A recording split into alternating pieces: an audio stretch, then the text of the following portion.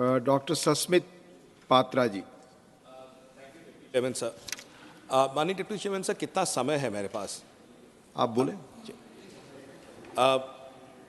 माननीय deputy chairman साहब, आज ये विशेष समय है जब एक ऐतिहासिक मौके पर ऐसी एक वैप्लविक परिवर्तन के और हम जा रहे हैं जो शायद आज से 50 साल 100 साल बाद जब भारतवर्ष देखेगा तो लगेगा कि एक ऐतिहासिक मौका था और इस समय को, इस घड़ी को ज़रूर याद रखेगा।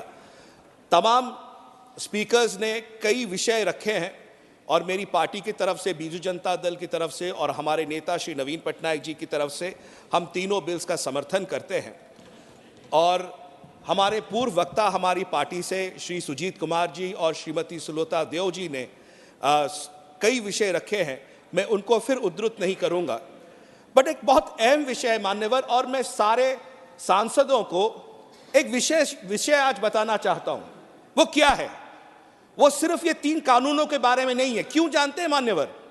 मुझे पता नहीं है हम में से कितने लोग सुप्रीम कोर्ट के कोर्ट नंबर 1 में जाके वकीलों के बीच में खड़े हुए हों। जरूर खड़े हुए होंगे। मैं थोड़ा बहुत वकालत भी करता हूं मान्यवर, आप लोगों के आशीर्वाद से। बट कॉन्स्टिट्यूशन बेंच जब बैठी थी सेम सेक्स मैरिज पे, तब एक इंटरवीनर की हैसियत से मुझे वहां पर अपना पक्ष रखने के लिए रखा गया था। एक बड़ा इंटरेस्टिंग विषय मान्यवर मैंने देखा वहां पर कुछ लोगों की, जो वहां पे एडवोकेट्स थे, कुछ एडवोकेट्स की सोच थी कि संसद भले ही कानून बना ले, हम यहां पर उसको चैलेंज करके उसको स्ट्राइक डाउन कर सकते हैं, संसद क्या उखाड़ लेगा। यह सोच होती है। So today I am going to speak about the parliamentary sovereignty. संविधान सर्वोच्च है, यह सच है।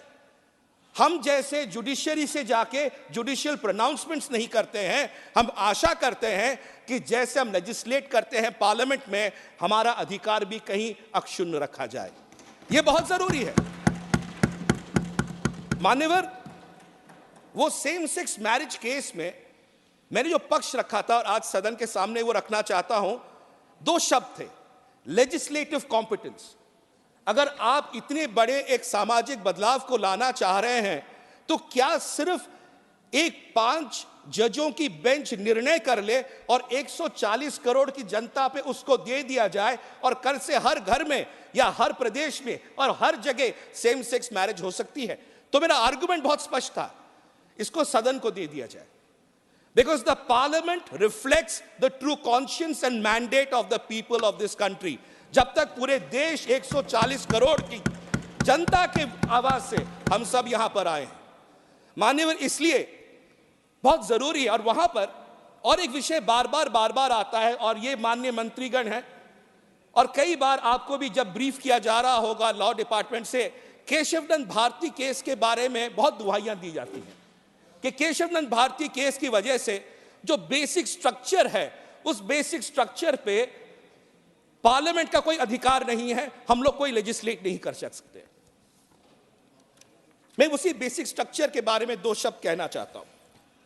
और इस बेसिक स्ट्रक्चर जो केशवनंद भारती केस से आती है, मैं तो धन्यवाद करता हूं हमारे महामहिम मान्यवर वाइस प्रेसिडेंट साहब को, माननीय चेयरमैन राज्यसभा श्री जगदीप धनखड़ जी को, क्योंकि उनका एक जो वक्तव्य उन्होंने दिया था 83rd all India presiding officers conference में, मैं उसको आज उद्धृत करना चाहता हूं।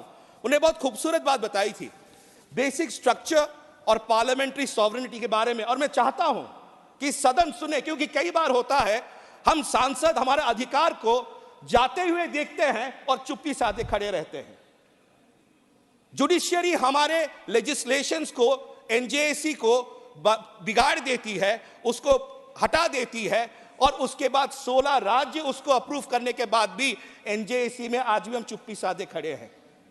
ये कहीं ना कहीं हमारी ये चुप्पी साधने की आदत हमारे व्यवस्था को कहीं ना कहीं कमजोर कर रहा है। हम सांसद हैं, हमारा अधिकार बनता है हमारे 140 करोड़ जनता के लिए लॉज बनाना, आइन बनाना, लेजिस्लेट करना। बट आज लेजिस्लेशन जुडिशियरी करती है और हम लोग लेजिस्लेशन भेज के कहते हैं क्या, अरे ये कोर्ट में पेंडिंग है। अरे कोर्ट में पेंडिंग है तो कोर्ट अपना काम करेगी, हम अपना काम करेंगे। अगर जुडिशियरी के भरोसे पार्लियामेंट रहेगा क्या? ये एक सवाल है और इस पर चर्चा होनी चाहिए।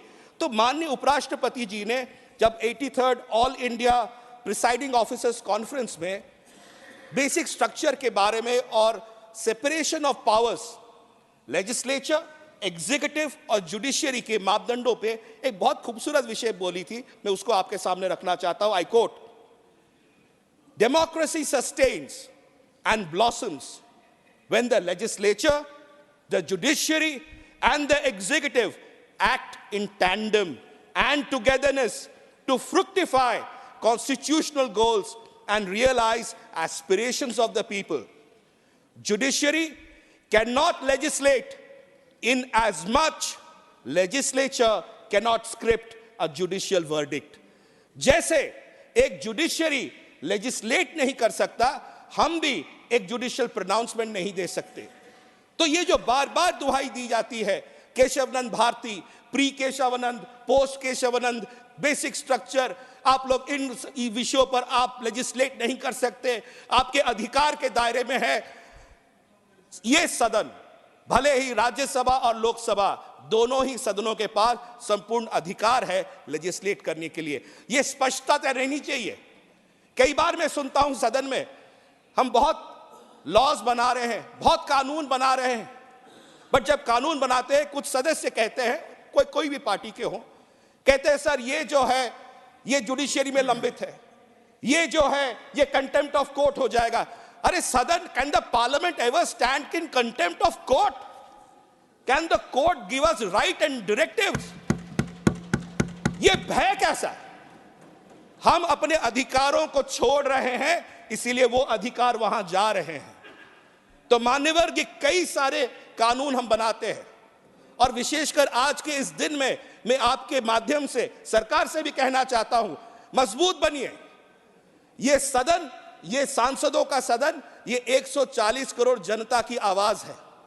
वो आवाज का फैसला 5 जज बैठ के कॉन्स्टिट्यूशन बेंच में नहीं तय कर सकते, वो शायद अपने जजमेंट्स दे सकते हैं, बट हम अगर हमारे पावर्स के बारे में इतनी आराम से हम छोड़ना शुरू करेंगे और हमारे पावर्स जाते रहेंगे, आप मंत्रालय में बैठ के जो कल नियम बनाएंगे, कल वो स्ट्राइक डाउन हो जाएगा जुडिशियरी में। कितनी बार दौड़ेंगे? इसलिए मान्यवर, मेरा समय समाप्त हो रहा है, मैं ज्यादा वक्त नहीं लूंगा। यही कहना चाहता हूं, मैं सदन से आग्रह करना चाहता हूं, there is a separation of powers given between the legislative, executive, judiciary. तीनों अंग हैं और तीनों अंगों के बराबर बराबर है और सर्वोच्च है कॉन्स्टिट्यूशन, संविधान। तो इसलिए हम अपने आप को, जब हम अपने कानून बना रहे हैं, ये 3 बड़े कानून बन रहे हैं, कल में से कहीं जाके चैलेंज होंगे कोर्ट्स में। हम अपने अधिकार ये समझे that we as a parliament are sovereign, we have a sovereignty, we have a duty to 140 crore people of this country. बहुत बहुत धन्यवाद आपका समय दिया। Press the bell icon on the YouTube app and never miss another update.